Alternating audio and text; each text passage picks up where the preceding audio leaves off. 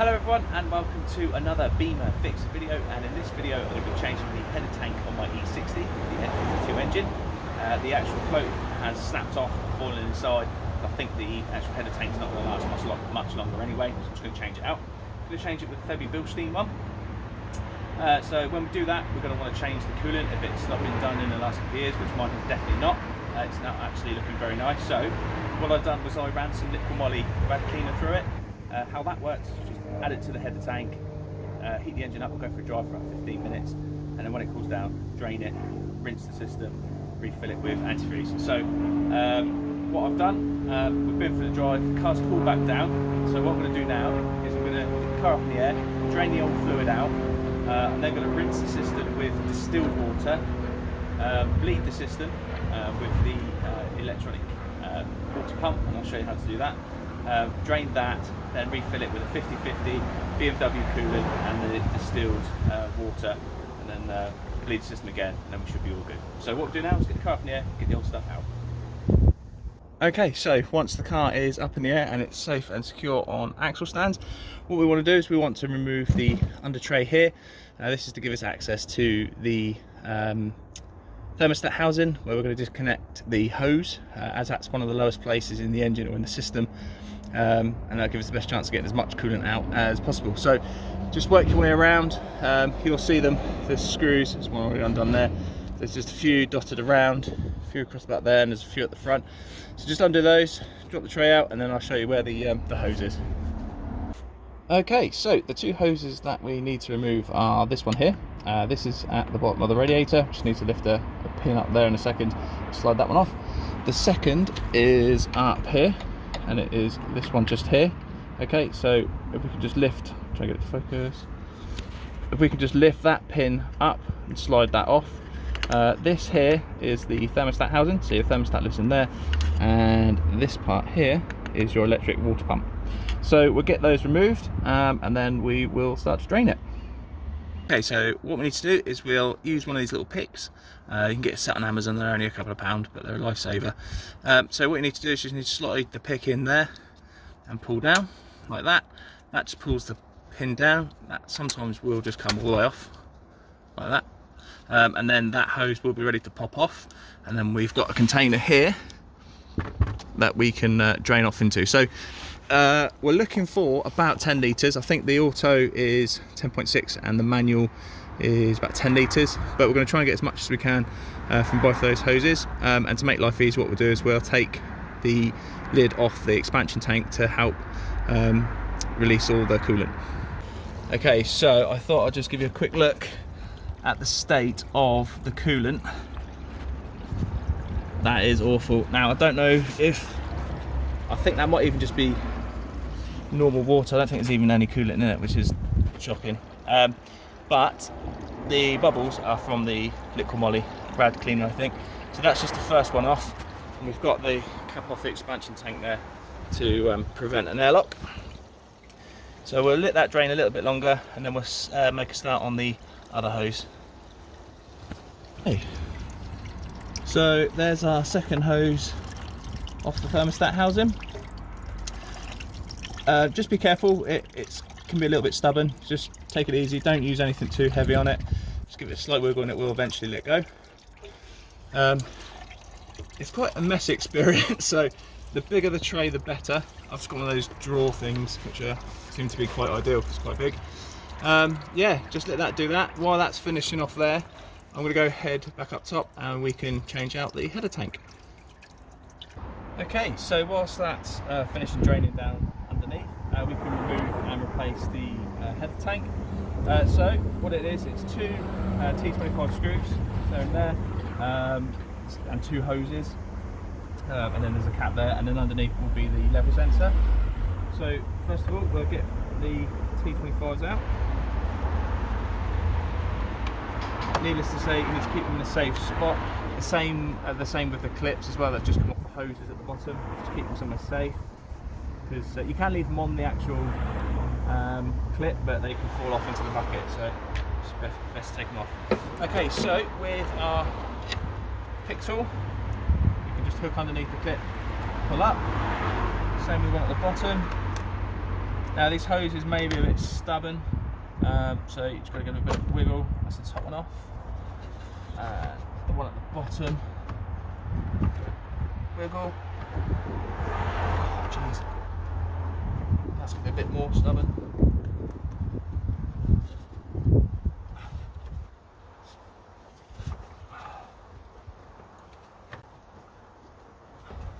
Right, I'll get that one off and then I'll detach the sensor at the bottom.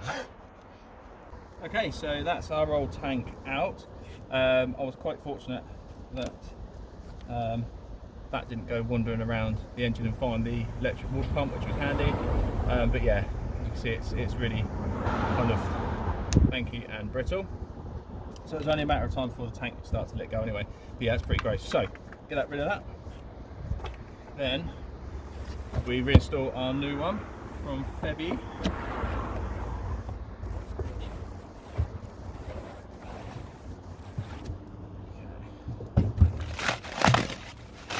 Right, so what we will need to do is keep hold of the original cap, or we need to take off the cap as well off the old tank to go on there, and then reconnect everything up. Just start from the bottom, work your way up.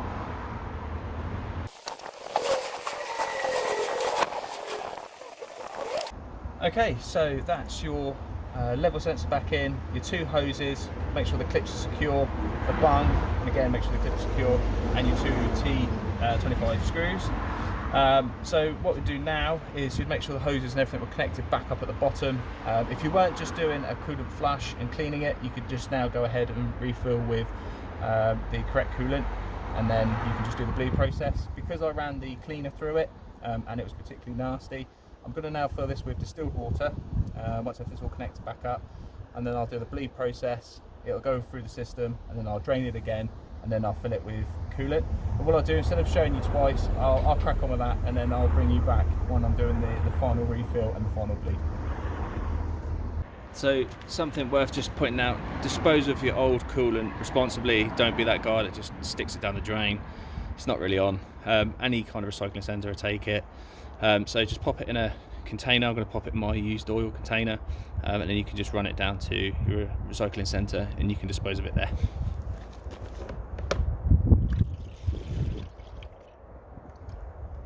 It's important too because it tastes quite sweet, and animals like to lap it up, so yeah, so just make sure you dispose of it responsibly. Right, so we have finished flushing now. So after 4 flushes, that's the state of the coolant coming out of it now, the water coming out now, so that's definitely worth doing. So what I did was I actually put the battery on charge. If you've got a strong enough battery you should be fine, but because I was doing so many flushes with the electric water pump, I just popped it on charge just while we're doing it. So now what we're ready to do is we're ready to pop some coolant in. So what I'm going to do is I'm going to mix it up before I put it in. So I've got 5 litres here and I've got another 5 litres, so I'm just going to empty out 2.5 litres here, pop in 2.5 litres of BMW coolant, mix it up in the bottle, put that in, and then repeat it, and then we'll go on to the electric bleed. With our 50/50 distilled water and BMW antifreeze, we then need to pop the first 5 litres in. Top tip, hold the bottle on the side like that and you won't get the glugging. Obviously it's worth pointing out and make sure all the hoses are fastened and all the clips are in. So she should take this one no trouble. And then we'll do another one. Like I say, if you're not doing lots of flushes like I did, and you've got a strong enough battery, you won't necessarily need a battery charger, but if you're doing a lot, it's worth just, even if it's just a cheap one, just pick one up just to keep your battery charged.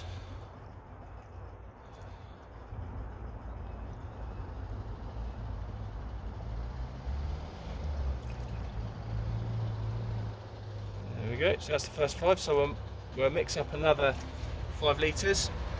Yeah, probably take just under that, and then we'll give it a second to settle, we'll bleed the system, and then we're ready to start the car. Okay, so that's all the coolant in.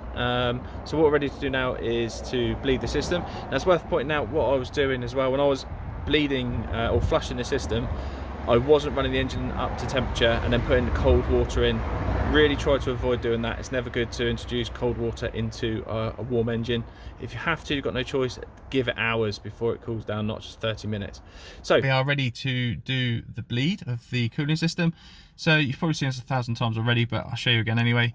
So key in the ignition, push the start button, but don't start the car, and keep your foot off the brake. From there, what we need to do, we need to just keep the fan on low, heating on to full, and then what we need to do is push down on the accelerator to the bottom, past the kick down for 10 seconds.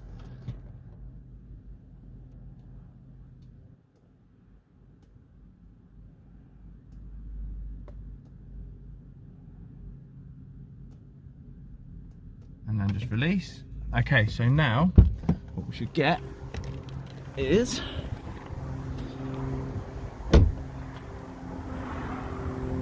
you can hear that, but that's the water pump kicking in there and it's expelling the coolant there. So what we'll do now is doing that is we'll pop the lid back on, and then we need to give it 12 minutes to finish and complete. And then after that, what we'll do is we'll check the level again, make sure it's all good, and then we're ready to fire up the engine to the running temperature and to make sure we've got no leaks. Okay, so that's the electric bleed completed. I've topped it up slightly so that this large ball here sits just level with the rim of the expansion tank. So what we're ready to do now is we're ready to fire up the car, we'll get it up to operating temperature, check for leaks, and then keeping an eye on the temperature just in case there's any issues on the airlocks, and then we should be good to go. Okay, so we've got nothing coming from autos here, which is good. Nothing from this one just here, but we will keep an eye on it when it gets up to temperature. Before it gets up to temperature, we'll just have a look here just to double check the level. Looking good, circulating nicely. Put that up.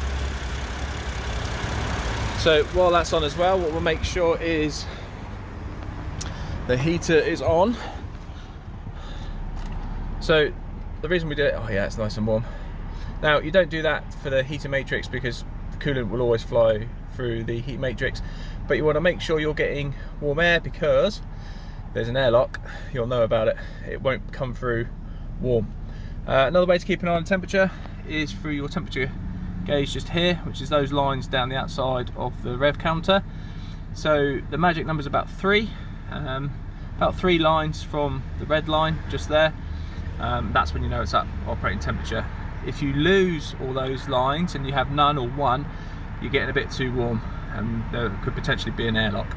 So what we'll do is just wait until we get 3 lines there consistently that doesn't change, and then check the levels one more time, check for leaks one more time, and then we'll go for a drive. There we go, there's our 3 lines. They've been holding there now for a good 5 to 10 minutes. Engine's up to temperature. Final check for leaks, there's no leaks. So last thing really what to do is, once the engine's cooled back down, just double check the level of the coolant fluid.